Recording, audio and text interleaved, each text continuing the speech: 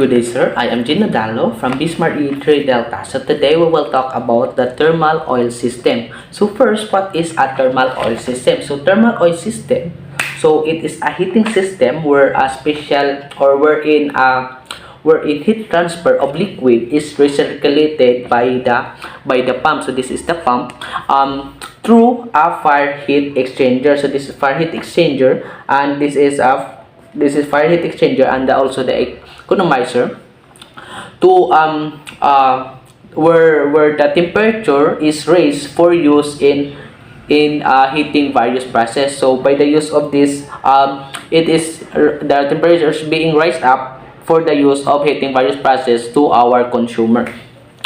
So next we will introduce the equipment being used in the thermal oil system. So first we will this expansion tank. So this expansion tank serve as an expansion of hot oil as it's getting heat up. So once our hot oil is going into our expansion tank, so it has a space for expansion and contraction when the hot oil is being cooled down. So there are space for expansion and contraction. So next is the circulation pump. So this circulation pump, it allows high flow rates para ma-ensure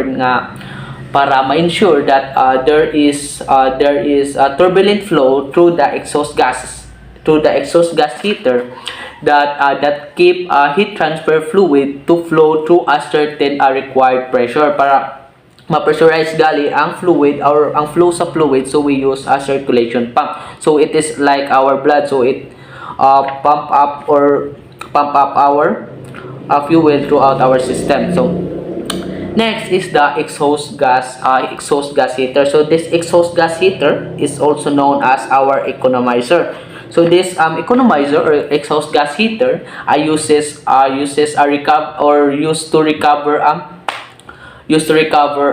waste heat from the exhaust gases to have a better efficiency of thermal oil system in a way of optimizing by recovering the exhaust gases. So it uses exhaust gases to heated up our fluid inside our economizer in order to have a better thermal efficiency.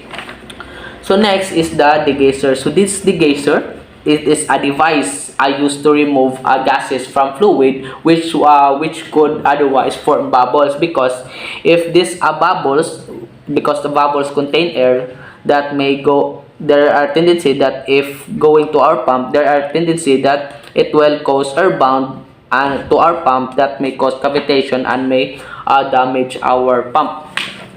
So next is a damp cooler. So this is the damp cooler. So in case there is amount of energy produced by the exhaust gases of the ang engine, so in relation to the energy needed by the consumer, so it acts as surplus. So its surplus of energy will be dumped. So mga excess nga mga energy, so di gidump sa ang dump controller para to reuse it into the into the system again. So once gali mo excess na ang ang na-produce, so it will dump to our dump cooler para ma-reuse it back to our system. So next is the constant flow bulb. So this constant flow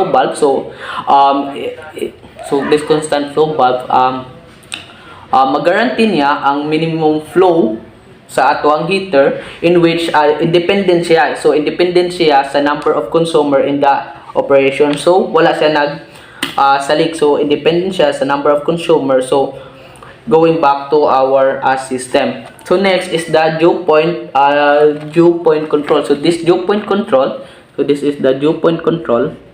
So it's an absolute measurement of amount of water vapor in the air, or it is absolute measurement of the amount of water vapor in the air, unlike either relative humidity or the wet bulb temperature. So yang i-measure nga if there are vapor or na present sa ato ang to ensure that there are enough temperature nga ato ang ma-suck in sa or mopunta sa ato ang, or there are enough temperature nga mopunta sa ato ang thermal oil system para ma-prevent ang damage. So next, we will proceed to this working operation of this thermal oil system.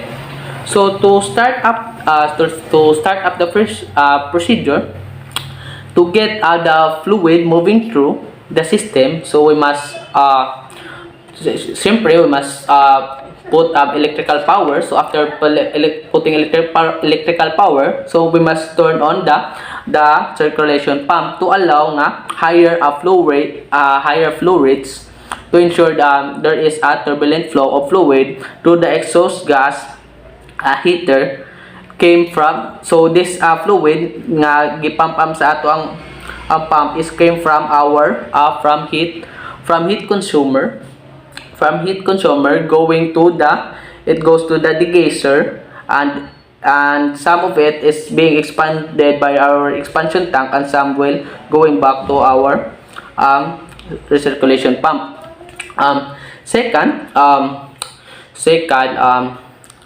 Once you apply the heat, so apply the heat once, and once ma-ensure nga there are a certain or there is if the flow is good, so the heat transfer fluid should be heated about 11 degrees to 14 degrees by the flowing it to before flowing it to our economizer, so until it has a correct viscosity of fluid at least 10 centipos. So para gali ma-prevent niya ang thermal cracking kung natay enough viscosity o ang heat sa ato ang fluid lagi para ma-prevent ang thermal cracking, and ensure nga turbulent flow nga ang mukuan padung sa ato ang heater.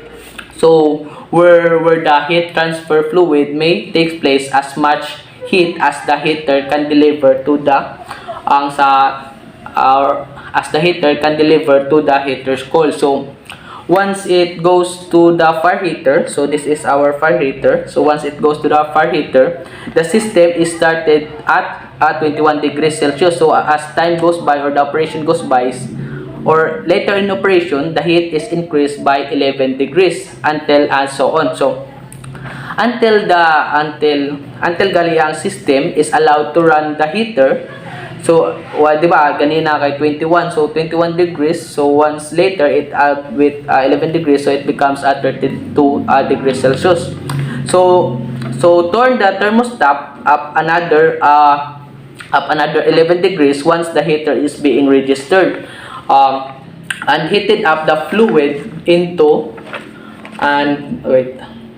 heated up the fluid into the desired temperature. So ato ang i-heated up ang temperature according to this desired temperature sa ato ang consumer. So mo taas pa jud ni siya, more likely 150 up ang ato ang temperature diri sa ato ang system. So para gali ma-ensure nga there is enough temperature in our file heater, so we adjust the heater to its desired operating temperature. Once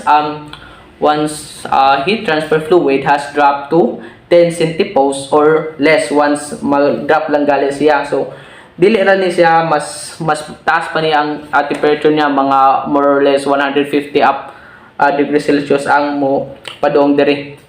So once gali there is enough certain temperature it reaches, then once there is certain temperature reaches, then it is the time to supply it to our HFO bunkers and to the other consumers. And once there is a change of demand, so di ba demand yun na malikyan, there are a surplus energy, so we will dump it into this dump cooler to reuse it back into our system. And as we can see, there is a constant flow valve. So this constant flow valve guarantee a minimum flow rates to ato ang heater para di gali siya murag ma-pressure gani ato ang fired heater. So this constant flow valve independent niya siya sa number of consumer in the operation.